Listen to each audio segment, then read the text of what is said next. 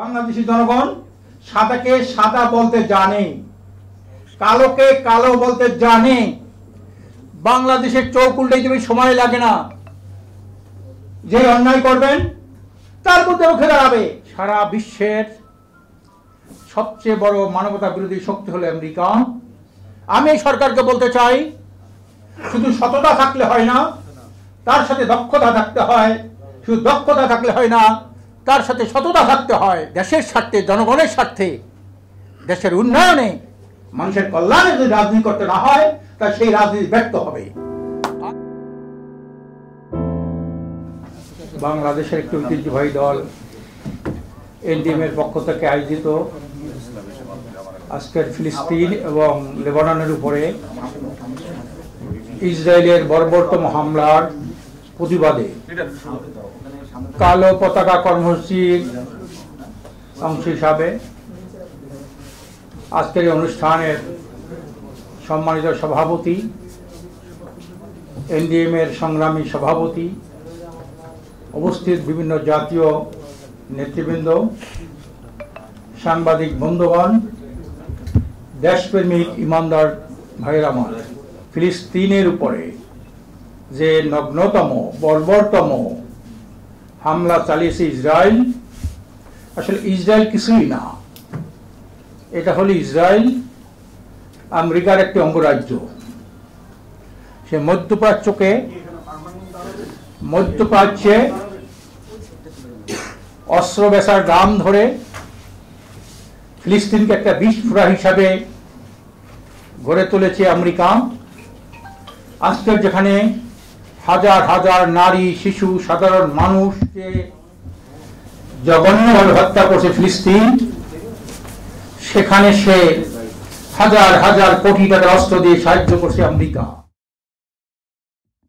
আবার নূতনভাবে লেবাননে হামলা শুরু করেছে এই আমেরিকা। সারা বিশ্বের সবচেয়ে বড় মানবতা বিরোধী শক্তি হলো আমেরিকা।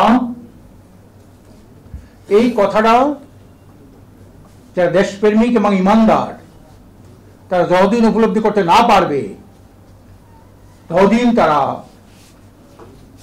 স্বাধীনভাবে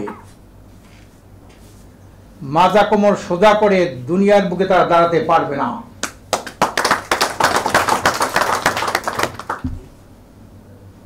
সারা দুনিয়াটা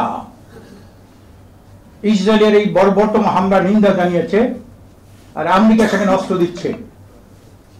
দুঃখের সাথে বলতে হয়, আমেরিকার এই জঘন্যতম চরিত্রকে আড়াল করে, গোপন করে আজকের কিছু রাজনৈতিক দল তাদের সাহায্য সহযোগিতা নিয়ে এদেশে রাজনৈতিকভাবে প্রতিষ্ঠিত হতে চায়। আমি এদেরকে ধিক্কার জানাই। যারা বিশ্বের সবচেয়ে বড় মানবতাবিরোধী অপরাধী, তাদের সাহায্য সহযোগিতা নিয়েও রাজনীতি করতে চায়, এরাও কিন্তু মানবতা বিরোধী শত্রুর দোষর। এদেরকেও আমাদের চিহ্নিত করতে হবে। ঠিক, ক্ষমতা বড় কিছু কথা না। শেখ হাসিনা ক্ষমতায় ছিলেন, কিভাবে ক্ষমতায় ছিলেন আমরা সব কিছু জানি, কিন্তু হাসিনার শেষ রক্ষা হয় নাই। আমি একটা ধন্যবাদ জানাই এই বাংলাদেশি জনগণকে। এরা যাদেরকে ভালোবাসে শ্রদ্ধা মাথার উপর উঠায়, আর যখন এদেরকে ভালোবাসে না, শ্রদ্ধা মাটির নিচে ডুবিয়ে দেয়। 1947 সালে মুসলিম লীগকে তারা মাথায় তুলেছিল, কিন্তু মুসলিম লীগ তাদের কথা ঠিকমতো পালন না করার কারণে 1954 সালে যুক্তফ্রন্টকে তারা ক্ষমতায় বসায়। মুসলিম লীগকে 14 মাটির নিচে ডুবাই দেয়। 54 সালে যখন তারা জনগণের সাথে প্রতারণা শুরু করলো, এই যুক্তফ্রন্ট সকালে সরকার বিকালে ভাঙ্গে, বিকালে সরকার পরের দিন ঘরে, আইয়ুব খানের এই ষড়যন্ত্রে তারা পা দিয়ে বসলো। বড় বড় জাতীয় নেতারা তখন এককভাবে 70-এর নির্বাচনে এদেশের মানুষ আওয়ামী লীগের সমর্থন করলো, মাথায় তুললো। কিন্তু 75 সালে এই বাংলাদেশিরা তাদেরকে 14 মাটির নিচে ডুবিয়ে দিল। কাজী বাঙালিকে ধন্যবাদ জানাই। বাংলাদেশী জনগণ সাদাকে সাদা বলতে জানে, কালোকে কালো বলতে জানে। বাংলাদেশের চোখ উল্টে দেবে, সময় লাগে না। যে অন্যায় করবেন তার মধ্যে উঠে দাঁড়াবে। এরপরে একদলকে ক্ষমতা উঠেছে, আবার নামাইছে নির্মম ভাবে।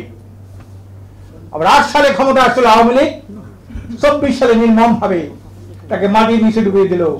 এই জন্য শেখ সাদি বলছেন, বাঙালির ভালোবাসা এমন, অমান দাখালা দাখালা কুল্লাহু, অমান খারাজা খারাজা কুল্লাহু। বাঙালি যারা ভালোবাসে 14 হাত মাটির উপরে উঠায়, বাঙালি যারা ভালোবাসে না 14 হাত মাটির নিচে দাবিয়ে দেয়। আজকের বর্তমান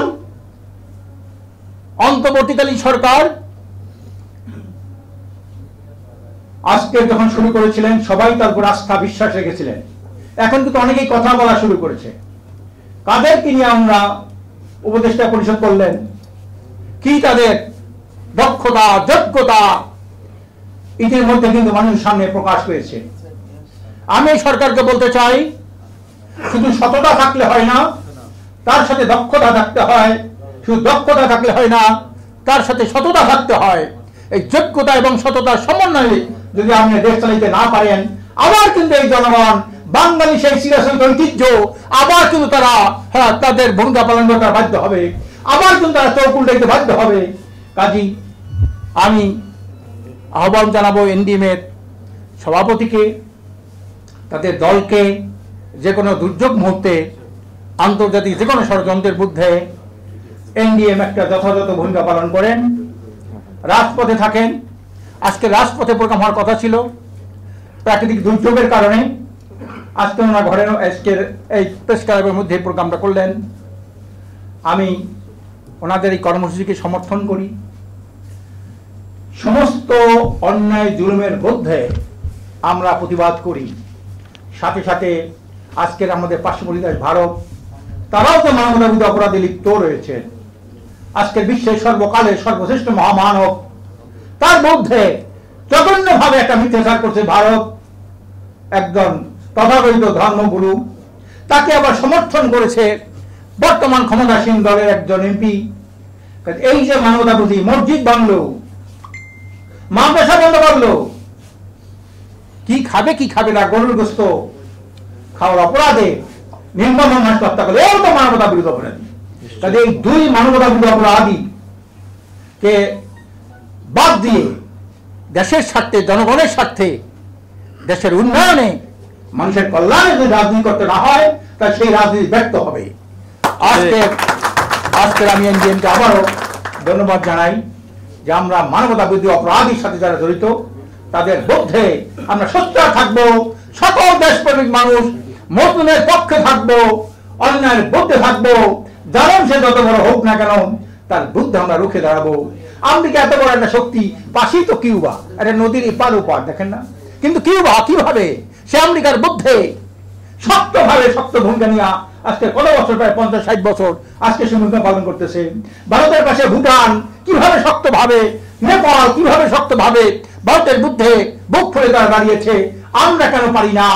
আমাদের মধ্যে কিছু পঞ্চম শ্রেণী রয়েছেন, ফিফথ কলম বলা হয়, দেখি ফিফথ কলম বলা হয়, যারা দেশে থাকে বিদেশিদের দালালি করে, বিদেশের গুণকীর্তন গায়। আজকের প্রেস ক্লাব আজকের মুক্ত হয়েছে একটা রয়্যাল এজেন্টের পক্ষ থেকে। আমরা এখানে কোনো প্রোগ্রাম করতে পারতাম না, এখানে উনি কোনো অনুমতি দিতেন না, খালি আছে। তারপরে বলছে এটা দেওয়া যাবে না। সে হলো ওই যে কি কয়, শ্যামল দত্ত, রয়্যাল এজেন্ট। এখানে বসে আছে, সে ধরা পড়লো, কত টাকা পয়সা চুরি করলো সে। সাংবাদিকতার নামে কলঙ্ক শ্যামল দত্ত। এই শ্যামল দত্ত যে দেশে থাকে, সেই দেশের সংবাদপত্রের মাধ্যমে দেশের কোনো ভালো সংবাদ প্রকাশিত হয় না।